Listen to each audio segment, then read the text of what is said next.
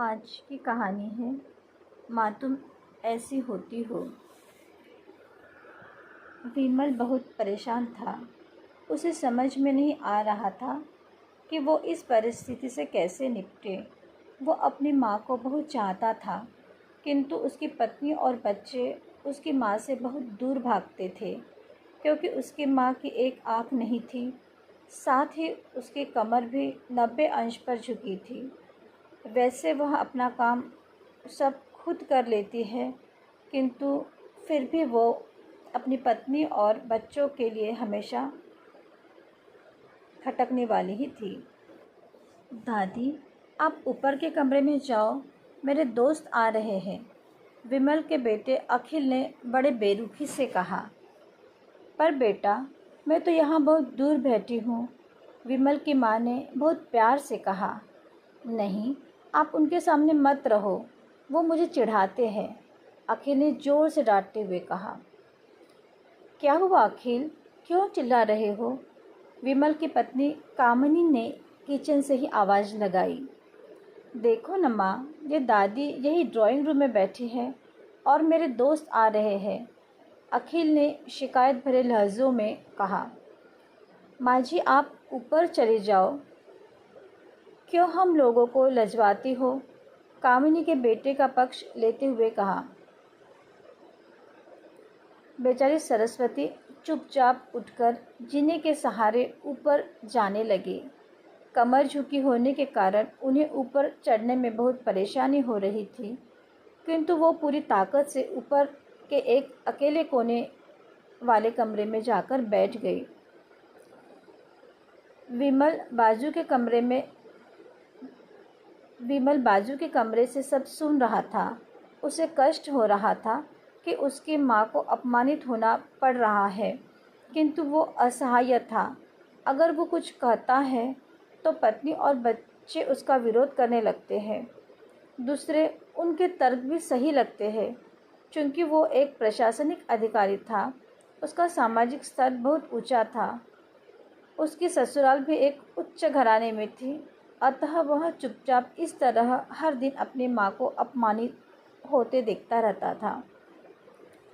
रात को विमल की पत्नी ने कहा, देखो जी, अब कुछ करो। कल कलेक्टर साहब की पत्नी आई थी। माँ जी अपनी देशी धुन धारा में उनसे मिली। मुझे बहुत शर्म आ रही थी, बताते हुए कि ये मेरी सास है। मैंने कह दिया कि दूर की रिश्तेदार है, इलाज कराने आई है। विमल को रोना आ गया, किंतु फिर भी वह चुप रहा। उसे समझ में नहीं आ रहा था कि वो क्या करे। अपने बेटे की मनस्थिति को सरस्वती अच्छी तरह से जानती थी और बेटे को कोई कष्ट न हो, इसलिए वो हर बात को चुपचाप सह लेती थी।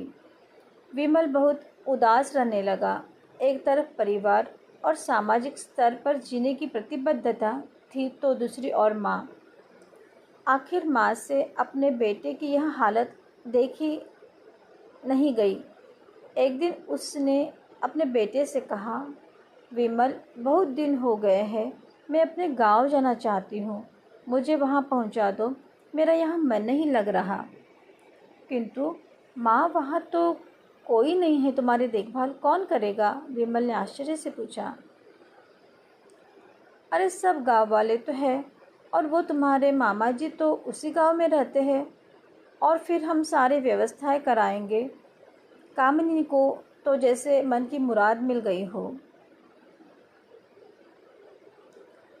हाँ बेटा, बहू सही कह रही है, सरस्वती ने लंबी सांस लेते हुए कहा। विमल जानता था कि गांव में माँ की देखभाल करने वाला कोई नहीं है, लेकिन अपनी पत्नी की जिद के कारण वह अपनी माँ को गांव छोड़ने पर विवश हो गया। माँ को गांव छोड़कर आते वक्त उसे रोना आ रहा था तथा अपनी बेबसी पर गुस्सा भी आ रहा था, किंतु परिवार, पत्नी और समाज ने उसके इन मनोभावों को दबा दिया और वह सुकून सा महसूस करने लगा। कुछ दिनों के बाद उनके चाचा, जो अमेरिका में रहते थे, आने वाले थे। जब विमल बहुत छोटा था, उसके पिता जीवित थे, तो वह भारत आए थे और उसके बाद वो अब भारत आने वाले थे। पूरा परिवार और आस पड़ोस बहुत उत्साहित था। अमेरिका से विमल के डॉक्टर चाचा आ रहे थे। डॉक्टर रमेश ने जैसे ही घर में कदम रखा, सबने मिलकर बहुत उत्साह से उनका स्वागत किया। क्यों विमल, भाभी नहीं दिख रही है, कहाँ है? डॉक्टर रमेश ने उत्सुकतापूर्वक कहा। जी वो गांव में रहती है, यहाँ उनका मन नहीं लगा, कामिनी ने सपाट लहजे में उत्तर दिया। डॉक्टर रमेश ने विमल की ओर देखा तो विमल ने अपनी आंखें झुका ली। डॉक्टर रमेश सब समझ गए। बोले, कल हम भाभी से मिलने गांव चलेंगे सब लोग। दूसरे दिन सभी लोग गांव के घर में पहुँचे। देखा कि सरस्वती को बहुत तेज़ बुखार है और वो पलंग पर असहाय पड़ी है। डॉक्टर रमेश दौड़कर सरस्वती के पास गए, उनके पैर छूकर रोने लगे। सरस्वती की यह हालत उनकी कल्पना से परे थी। वाह बेटा विमल, तूने तो नाम उजागर कर दिया। अपनी माँ की ये हालत देखकर तुझे तो शर्म भी नहीं आ रही होगी। डॉक्टर रमेश ने विमल को लगभग डांटते हुए कहा। नहीं देवर जी, विमल का कोई दोष नहीं है, मैं खुद गाँव आई थी। सरस्वती ने अपने बेटे का बचाव किया। मुझे सब पता चल गया भाभी, आप चुप रहो। क्यों बहू, तुम्हें अपनी सास की कुरूपता पसंद नहीं है? समाज में तुम्हें नीचा देखना पड़ता है ना? डॉक्टर रमेश ने कामिनी की ओर व्यंग से देखा। कामिनी निरुत्तर होकर विमल को देखने लगी। आज तुम जिस सामाजिक स्तर पर हो वो इन्हीं के संघर्ष के देन है। और बेटा विमल, तुम्हें शायद मालूम न हो कि बचपन में जब तुम 1 साल के थे तब छत से नीचे गिरने के कारण तुम्हारी एक आँख फूट गई थी और तुम्हारी रीढ़ की हड्डी में भी समस्या थी। तब तुम्हारी इस कुरूप माँ ने अपनी एक आँख और अपना बोन मैरो तुम्हें देखकर इतना सुंदर स्वरूप दिया था।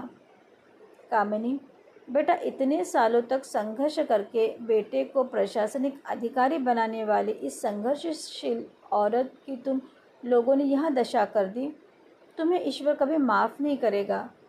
डॉक्टर रमेश की आंखों से अश्रु जलाधार बह रही थी।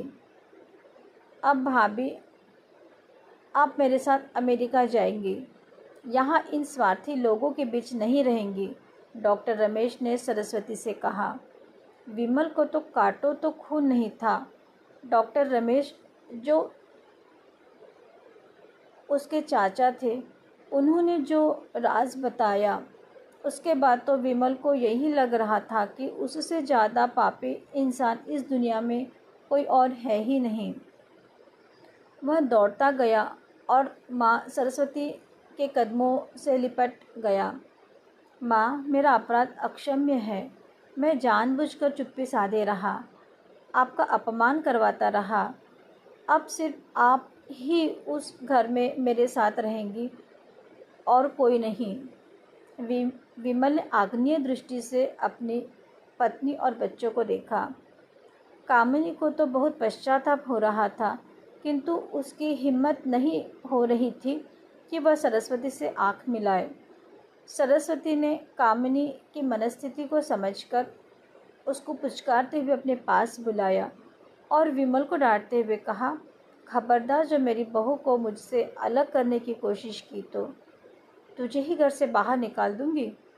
कामिनी और बच्चों ने सरस्वती के पैर पड़ते हुए अपने व्यवहार पर माफ़ी मांगी और माँ के हृदय ने सबको माफ़ कर दिया। कहानी अगर आपको पसंद आती है तो सब्सक्राइब कीजिए, कमेंट्स कीजिए और शेयर कीजिए। धन्यवाद।